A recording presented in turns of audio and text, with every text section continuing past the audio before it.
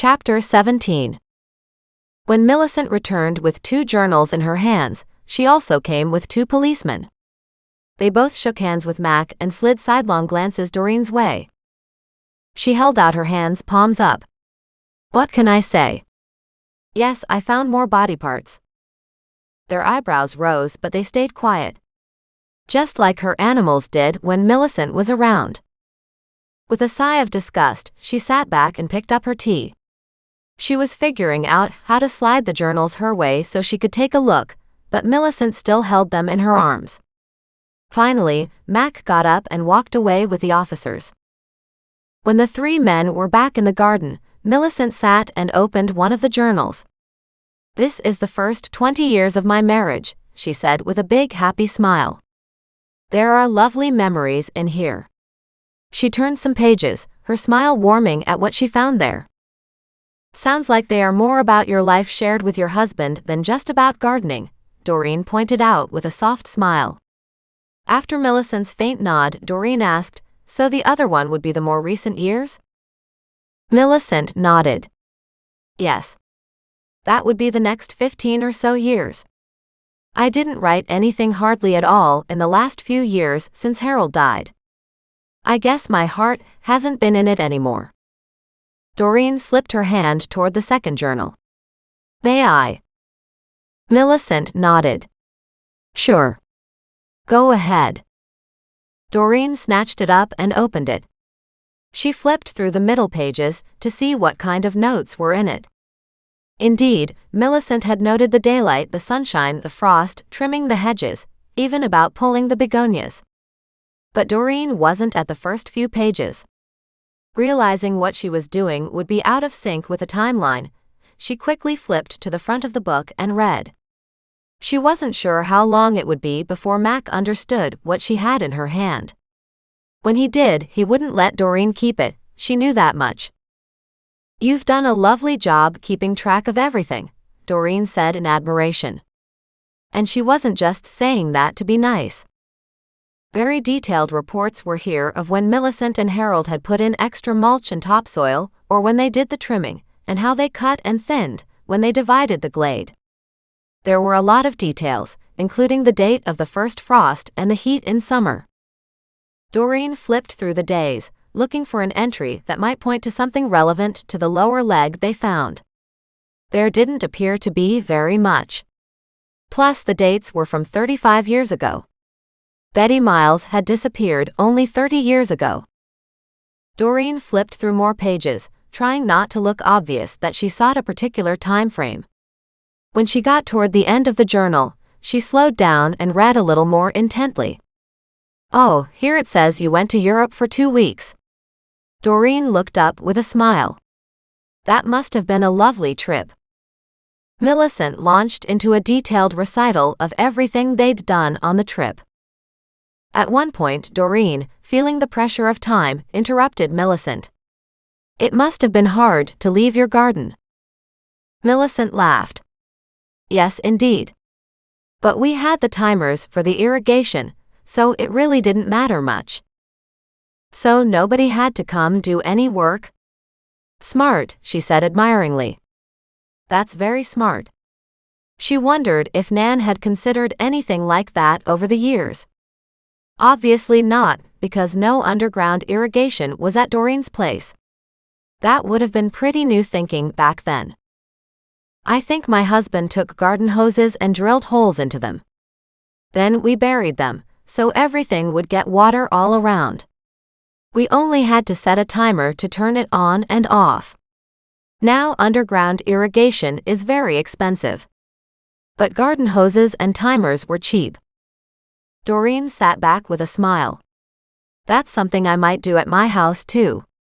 I could manage some garden hoses and just drill holes into them." Her mind fired with ideas, but she had to pull herself back a little. "It's nice that you didn't need anybody to water your garden. I feel bad asking somebody to do things like that." "The neighbors were always around, but we didn't really get along with some of them back then," Millicent confided. "In fact, for a while we had a terrible neighbor. He was nothing but trouble. He was always yelling and having parties, and after the parties, it seemed like he got angrier and angrier. But then I think he was just a mean drunk. My husband and I didn't have very much to do with him. What happened to him? I honestly don't know. She stared out over the gardens where the officers stood, looking down at the wooden box. I think he moved away, but it was a long time ago. She glanced back at Doreen. Getting old is terrible. When your memory starts to go, it seems like the answers are so close, and then all of a sudden they're just whisked away. You don't have any say in that, and you want to yell, "Stop! Give me just another minute with that information, so I can understand it." She smiled. But it never happens. Doreen felt sorry for Millicent, but there wasn't a whole lot Doreen could do to help. At least you did lots of traveling with your husband. Every year, Millicent said. Sometimes twice a year. And because we had the garden set up the way we did, we never had to have a full-time caretaker.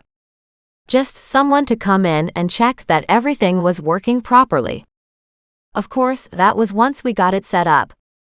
We didn't have Mac until we had been married for 10 years. So before Mac was born, we used to pay someone to look after the place while we were gone. And of course the only way into the backyard was on the side, where you have the gate, right? Now that's true, but originally we didn't have gates. The neighborhood changed though. It just seems like more crime is everywhere, and the older I got, I felt a little less secure. Once my husband died, Mac put in the gates on the sides for me. So they are new? Well, newish? Millicent laughed. They were put in the last 7 or 8 years, yes. All Doreen could think about was that, as soon as anybody knew the couple was gone on their annual holiday, it would be easy to come in and bury a body in the garden. Doreen flipped through the journal and said, "You went in June and in August that year also." She tapped the diary. "It looks like you even wrote that down in here." Millicent smiled. "Yes, those were great years. We did a lot of traveling after Mac left for college." She stood and said, "I better get more cups. The police are coming over again." And she walked inside. Doreen grabbed her cell phone and took pictures of various pages of the latest journal. Just as Mac was about to come up the deck steps, he turned to talk to one officer a little longer. She smiled and heard Millicent returning. But Doreen had a lot of pages to cover, or maybe, with any luck, the information and the dates she needed were on the photos she just took.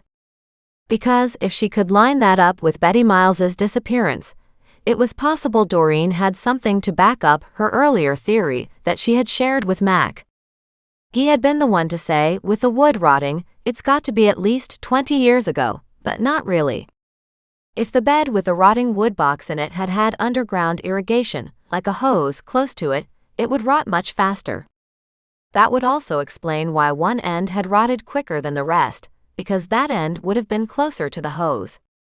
Anything that stood in pooled water would deteriorate much faster. She popped her cell phone back into her pocket, then saw Millicent again outside, handing out tea to the officers, keeping Mac distracted, so Doreen slipped her phone out of her pocket again and took several more pictures of the second journal, flipping through the pages until halfway into the book. Millicent rejoined her at the deck table, gave a hefty sigh, and glanced toward Doreen. "Does it bother you?" she asked. Doreen looked up at her. "Does what bother me?" She'd almost gotten through the whole second diary. But not through the first diary near Millicent's seat at the table. There could be at least one more diary, maybe 2 to cover the whole 50 years Millicent had lived and gardened here. "Finding bodies?" Millicent asked. "No, it doesn't bother me." Doreen thought about that for a long moment. "I guess that doesn't say very much about me. But I think it's much better to find the bodies and to bring these people home than it is to not find them, and to know the families never got closure." "Good. I'm glad you understand." Millicent looked at her. And a big smile dawned across her face. I do like the way you think. Doreen smiled and waggled the book in her hand. This journal stops about 35 years ago. A frown creased Millicent's forehead. Really? Doreen held it open toward the end to show the dates, which were 35 years earlier. Oh, interesting. That's right. I do have another one in exactly the same color. She flipped the other journal open. She smiled. I have the first one. You have the second one. I'll go look for the third. She hurried inside. Doreen snagged her camera and took more pictures. It could all be for naught. Since the journals weren't that long and it was just a quick flash from her cell phone, she got through all of the second journal quickly. And then she heard Mac's voice. Okay, you guys get on with that, and I'll make sure my mother is all right. We want to keep this as low-key as possible. So full blackout on the media. She closed the second journal just as he came up the deck steps with a hard snap of his boot heels. She glared at him. Sure, don't worry about Doreen being upset by the authorities' treatment of her gardens, but make sure your mother isn't disturbed by all this police interference. He gave her a hard look. I really don't need more of this crap right now, you know? She sighed. That's fine. Your mom has gone to get another journal. She forgot there was a third. He reached out his hand, palm up. Quietly, without arguing, she picked up the second journal and gave it to him. He looked at her in surprise. Either there's nothing in it, or you've got something else up your sleeve, because I never expected you to hand it over quite so easily. She gave him a look of pure innocence and a big smile. You would take it either way. He glared at her suspiciously and snagged up the first volume too. And I'll be taking the third one when my mother returns, he said firmly. Doreen shrugged. That's fine. I should be going home anyway. She stood. Turning back to Mac, she said, I'd love to hear an update, but I know you won't give me one. She then remembered why she'd been here in the first place. I need to get those begonias in the garden before long. If you still want me to. He frowned as he looked at the dug-up begonias on the tarp, and then over at the other side of the garden. Yes, if you don't mind. Maybe even later this afternoon, but I don't know. His voice petered out. She brightened. I can do that. How about I come back alone, if you're too busy? Or if the officers are still working here, I can return tomorrow and get most of the begonias in then. He smiled and nodded. Thanks. Tomorrow might be better. She smiled back. No problem. She headed into the house and caught Millicent going through a bookshelf. It was so nice to meet you, Millicent. Thank you for the tea and for sharing your gardening tips with me. I'm leaving now so the police can do their thing. But if they get done early enough today, I'll come back this afternoon and get your begonias into their new bed. Although Mac thinks tomorrow is more likely. Millicent beamed. Thank you so much. You are a lovely body lady. On that note, Doreen laughed and walked out the front door, calling the animals to her.